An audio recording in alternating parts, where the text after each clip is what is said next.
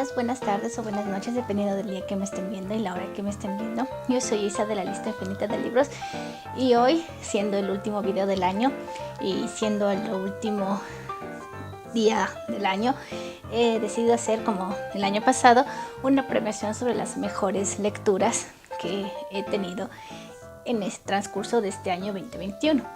A comparación del año pasado, he leído y escuchado pocas lecturas porque hubieron ciertas circunstancias, pero aún así les traigo mi selección de mejores lecturas de este año y voy a repasar por algunas lecturas que no estuvieron tan bien como hubiera pensado. Como el año pasado, las categorías son las mismas en cuento, novela y cada una con su subcategoría correspondiente. En este caso ver pocos libros porque obviamente sobran pocas lecturas y de las pocas que fueron excelentes tengo que mencionar solamente las que más destacaron en este año. Entonces este video va a ser relativamente corto a comparación del año pasado. Comenzando por la categoría de cuentos, como siempre tengo una especie de preferencia a escuchar más audiocuentos y audiorelatos que en físico, porque obviamente no tengo los libros.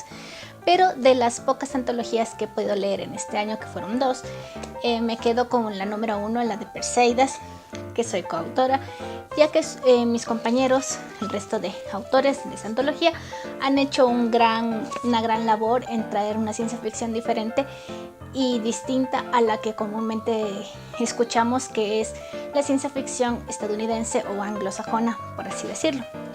Cada uno de estos cuentos refleja cierto grado de esencia de nuestra región Latinoamérica, de nuestro país Ecuador, y de por sí de los problemas que estamos viviendo actualmente, tanto a nivel mundial como a nivel local.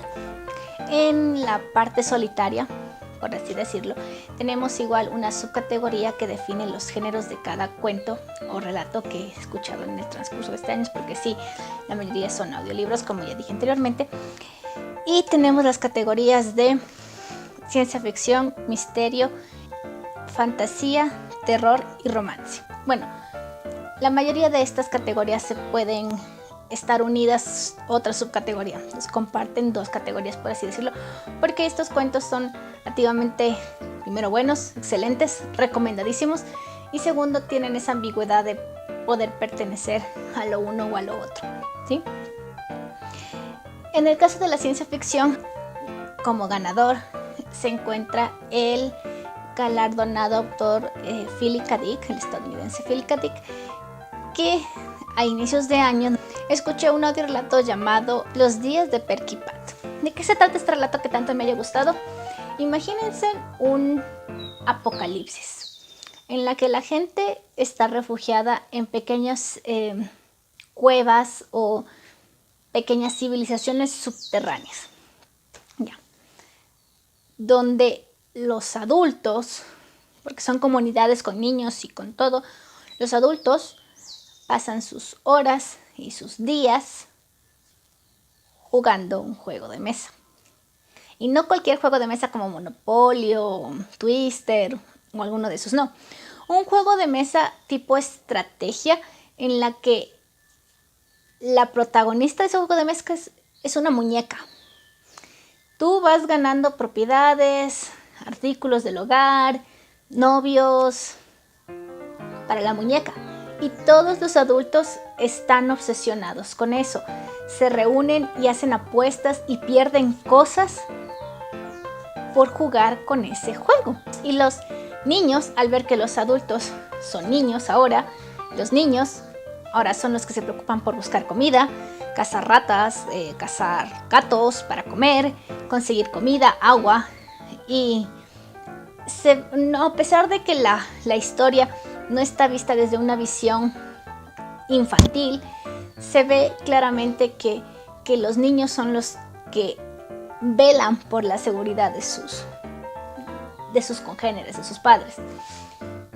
Y es bastante duro. Luego obviamente el cuento va mucho más allá y basa varias cosas más de la sociedad en sí, que es bastante interesante y bastante perturbador en cierto punto. Y es un relato que tú crees que va para una dirección, pero a la final te empuja para otra distinta y te da un golpe en la cara al final. Te quedas como que recomendadísimo.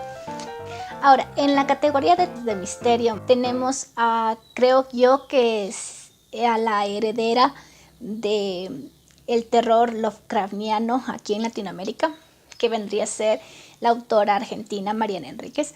He leído unos pocos cuentos de Mariana Enríquez, he visto unas cuantas entrevistas de Mariana Enríquez también, y ella se basa mucho en Poe, en Shirley Jackson y también en Lovecraft como siempre, como su inspiración para escribir, y su terror es más un terror moderno, no en el sentido de que usa aparatos tecnológicos actuales, sino más bien en el sentido de que muestra situaciones tan normalizadas y tan del día a día que te da terror en ver que lo que sea que esté pasando puede de verdad pasar. Este cuento no es la excepción. Mariana Enríquez nos trae Bajo el agua, una especie de oda a Cthulhu y a Lovecraft, porque tiene esos tintes de terror, misterio y cosas que yo cuando leí Lovecraft dije, pero esto se parece mucho a este cuento de Mariana Enríquez y me encantó tanto.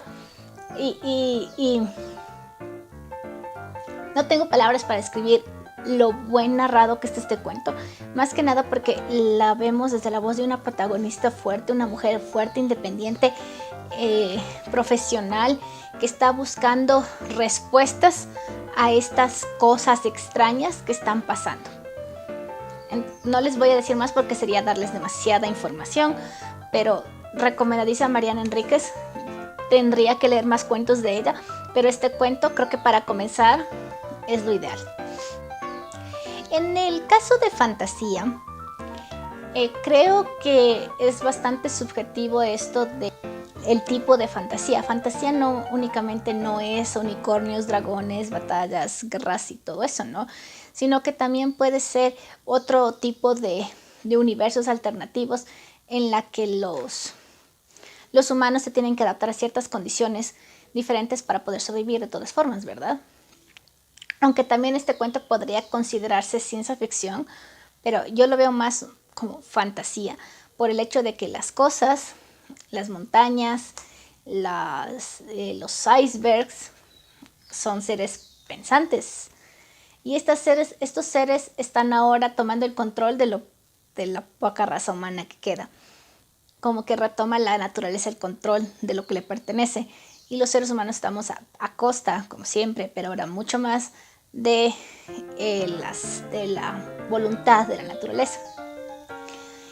Y este cuento de fantasía que se llama Los Últimos, de la autora, me parece que, bueno, no recuerdo su nacionalidad, me parece que es griega o canadiense, no recuerdo. En todo caso, si es que me acuerdo, les pongo la verdadera nacionalidad por aquí, que su nombre es Premi Mohamed.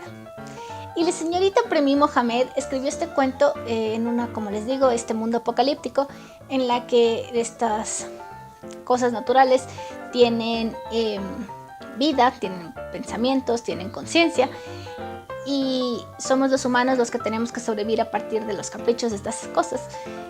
Pero lo vemos desde una visión de un niño que está intentando entender cómo sobrevivir a un mundo donde nomás conseguir agua es una odisea y un trabajo tan peligroso que en su pequeño pueblo muchas personas han perdido la vida nomás por tratar de capturar icebergs para hacerlos derretir para conseguir agua. Y eso es lo que pasa en este mundo, entre comillas, pero lo que piensa el niño y lo que sucede en su espacio, en su comunidad, va más allá. Entonces es una historia bastante bonita.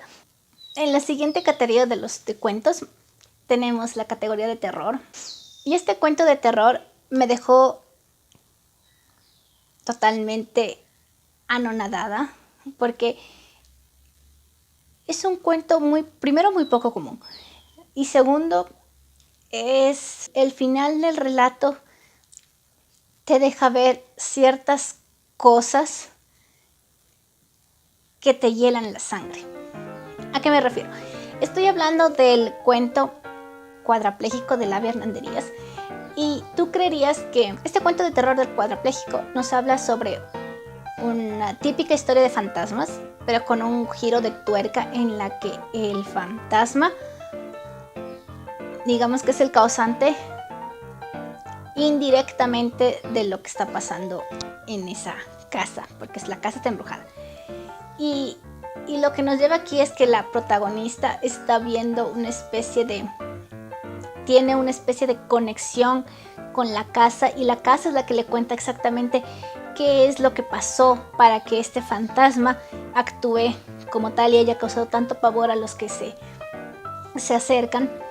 Y es un cuento en el que de por sí la apariencia física o la presencia del fantasma, la presentación del ser espiritual es no lo impactante, sino la historia que hay detrás de este fantasma, lo que al final se hila, a la final esta historia se hila y te deja el momento exacto en el que se te congeló la sangre y no tienes más remedio que decir: ¿qué demonios acabo de sentir? El siguiente cuento, que podría ser de romance o sobrenatural, porque terror no es, sino más bien dicho fantasía también puede ser, en la que nos habla de un encuentro anual. ¿De qué trata? Estoy hablando de el cuento La cigarra de Walter Cooper y Liz Cana. Este audiocuento, porque es un audiocuento, habla sobre una anciana que cada año espera el retorno de su nieta. Y cada año su nieta también es visitada por su mejor amigo.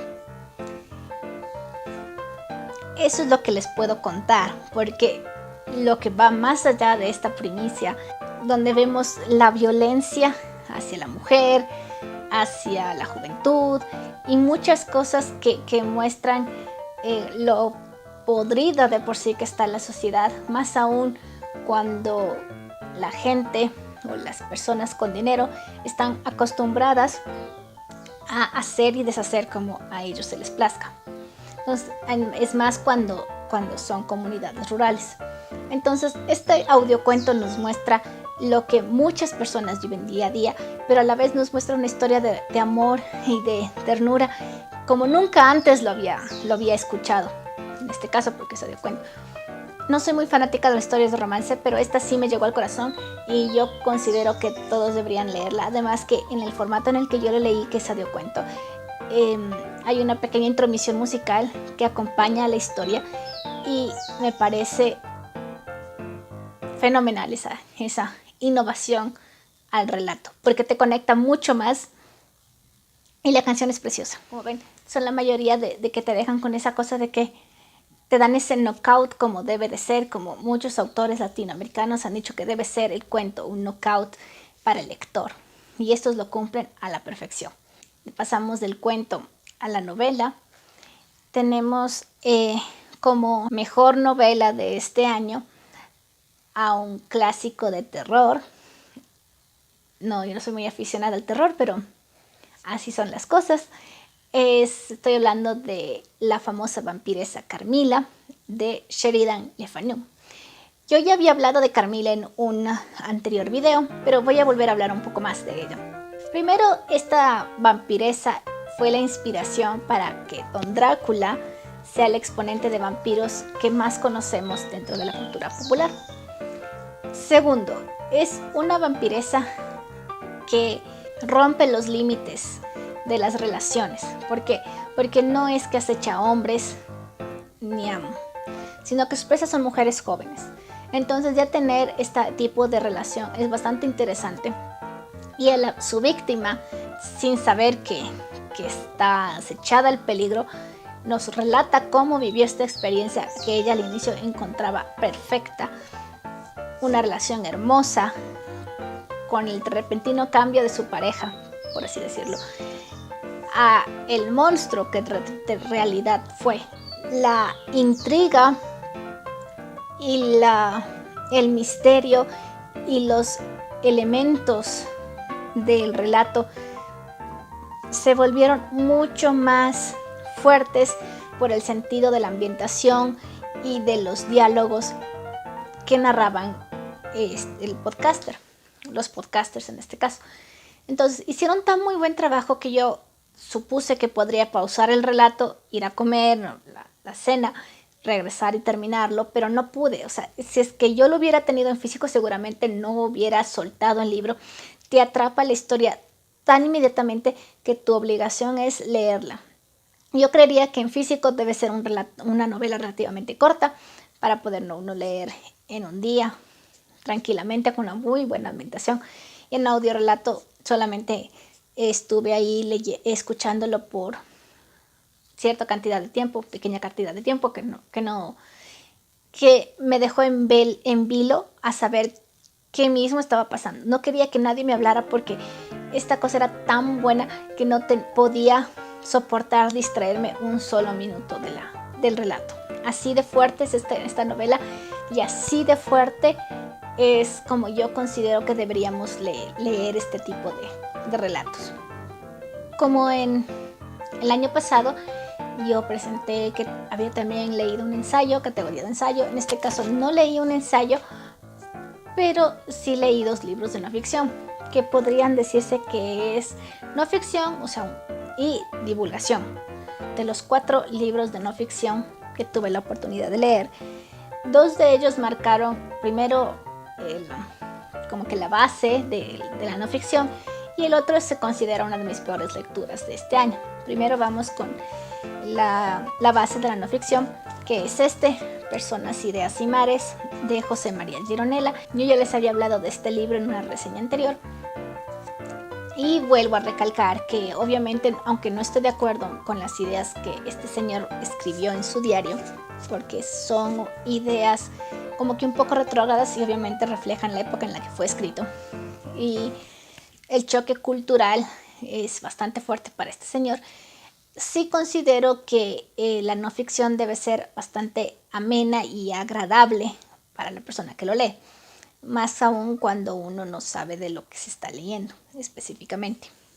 Entonces, fresco, perfecto, este libro estuvo relativamente bien a pesar de los problemas que tuve. Ahora, la lectura mala la voy a explicar al final, pero les adelanto un poco que se trata de El misterio de la Atlántida de Charles Berlitz. Entonces lo vamos a pausar por un momento a este libro y continuaremos con los premiación. Siguiente categoría, tenemos al cómic. Lamentablemente este año tampoco he leído muchos cómics o mangas porque no he tenido mucho tiempo, pero el único que pude leer fue Sakura Card Captors, el tomo 1 de la saga Clear Card, en la que retoma Sakura su historia a partir de los tomos anteriores, de la historia anterior, en la que termina de convertir las cartas Clow en cartas Sakura y comienza su vida, primero de secundaria y segundo su vida, un adolescente que ya busca su camino en la vida, su identidad, por así decirlo, comenzando con el reencuentro con su novio Shaoran y con ciertos elementos que piedras en los zapatitos para que ella siga mejorando y siga formándose tanto como poseedora de magia y como persona. Entonces aparecerán nuevos personajes y es una historia tan bonita. Obviamente este tomo no llega, creo que al 3er episodio del anime. Todavía tengo los otros allá y uno estoy pendiente por leer, pero aún así es una historia bastante agradable y bonita. Ahora vamos a premiar a los autores que me dejaron con la boca abierta este año. En este caso solamente de cuentos y de novela. Voy a comenzar con el cuento.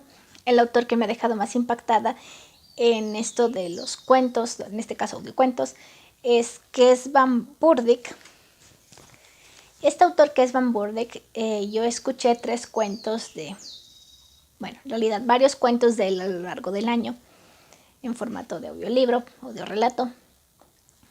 ¿Y qué tiene este señor? Que varios de estos cuentos, a pesar de que habla de cosas relativamente normales y que se pueden pasar todos los días sin que nosotros nos demos cuenta, tiene 3 relatos que se interconectan y se unen en un relato final, tal como Carlos Ruiz Zafón en su trilogía, en su tetralogía del Cementerio de los Libros Olvidados. Tienen diferentes conexiones los diferentes personajes de los diferentes tomos de sus libros. Este autor también hace exactamente lo mismo con estos 3 cuentos, hasta que en el último le da un cierre perfecto que tú te quedas tan complacida de haber escuchado esa tercera parte que te alegra el corazón. Entonces, otros cuentos también son muy buenos, pero menciono esta especie de trilogía de cuentos porque aparentemente no tienen conexión hasta el mero final. Entonces la historia se hila de manera tan sutil que tú no notas que te están uniendo varios relatos independientes hasta el final. Y eso creo que es de poseer bastante talento. Yo no podría hacerlo a pesar de que estoy entrenándome para hacer eso, pero bueno, con la práctica seguramente llegaré a lograrlo como el señor Burdick. Ahora, en el caso de las novelas, hubo un autor que sí me impresionó y es Alberto Moravia. En este caso yo leí la novela La Campesina y también tengo reseña ya en el canal de este libro. Pero la cuestión es que me sorprendió bastante porque al inicio y por el nombre yo pensé que sería una historia relativamente aburrida, como suelen ser estos tipos de libros medios clásicos, en la que habla un poco más sobre las cuestiones políticas y sociológicas de alguna X tiempo y de algún X personaje. Y lo que me gustó es primero que en el primer capítulo el autor ya nos pone en contexto de la protagonista, cómo nació, dónde vivió, con quién se casó y sus morales y principios en un capítulo. Y no se sintió aburrido porque es como que una persona viene y te cuenta, si supiste que fulanita, ella vino de tal lado y se casó con el mancito de acá. Ese tipo de escritura en la que te bombardea de información, pero tú no sientes esa abrumación, ese cansancio mental de toda la información. Me parece ideal para una novela. Más que nada también por el desarrollo que tienen los personajes. Como les digo, muy pocas de estas novelas relativamente del siglo pasado te hablan de un cambio radical en los personajes. El autor aquí también combina la situación, estamos hablando de una historia en la Segunda Guerra Mundial, entonces esa realidad, ese conflicto es lo que me dejó impresionada y eso es lo que creo que un buen autor debería hacer, al menos en este tipo de historias. Continuando con la última y la peor lectura de este año es, como ya les dije, este libro, porque bueno, en este año de por sí no he tenido malas lecturas, pero sí debo recalcar que este libro no me gustó para nada, pero para nada, ni como decir no ficción, o sea, no. Para decir que la no ficción y yo no congeniamos, pero en realidad este libro, el de que les presenté anteriormente, este libro, en realidad es relativamente bueno y bien llevadero, a pesar de que obviamente tuve sus pequeñas complicaciones, pero podría decir que sí es un libro agradable para pasar el rato. Pero este libro, como les dije, este libro es de divulgación. Se supone que los libros de divulgación son con hechos, con citas, con bibliografía, con muchas cosas que el autor pone para sustentar el trabajo. He leído muy pocos libros de divulgación, siendo bióloga, qué vergüenza. Pero bueno, la cuestión es que, primero que nada, creo que este autor no se basó de sí en la evidencia, ni contrastó la evidencia habida que había en la época, porque simplemente volcó sus creencias a la evidencia que encontró. ¿Por qué les digo esto? Porque en todo el libro no encuentro la evidencia que contraste, no encuentro ningún artículo arqueológico ni ninguna explicación antropológica sobre ciertas similitudes que tienen estas civilizaciones que este señor menciona en el libro. Solamente se basa en estas similitudes para decir la existencia de la Atlántida, pero no menciona si es que algún científico o alguna persona o algún historiador dice tal cosa u otra cosa. Entonces, basar solamente su opinión en la evidencia que ya está me recuerda bastante al programa de alienígenas ancestrales, en la que intentan forzar mucho el hecho de que una inteligencia superior venida del espacio haya ayudado al ser humano. Eso es desprestigiar mucho a las culturas antiguas. Sería desprestigiar nuestra propia inteligencia actual. Es decir, que todo lo que hemos logrado en el transcurso de la historia no ha sido nuestro, sino ha sido un logro de seres del espacio. Cosa que no tiene mucho sentido, al menos como yo lo veo. Entonces, esa fue mi peor lectura, porque por esto, ese motivo. Entonces, si es que alguien tiene algún libro que diga la Atlántida, pero poniendo en balanza las dos corrientes, tanto el mito como la evidencia científica confirmada, con mucho gusto lo leo. Pero mientras tanto, no. Aparte de que el conocimiento de 78 ya no es el mismo conocimiento de actual, entonces sí me costó bastante. Entonces, esos han sido los premios de las mejores lecturas de este 2021. Sí han sido pocos libros premiados, pocos autores premiados. Como les dije, he leído relativamente poco este año, pero eso puede cambiar en el siguiente. Así que comencemos este nuevo año con pie derecho. Y les deseo un muy inicio del 2021 y ya nos veremos en otra oportunidad.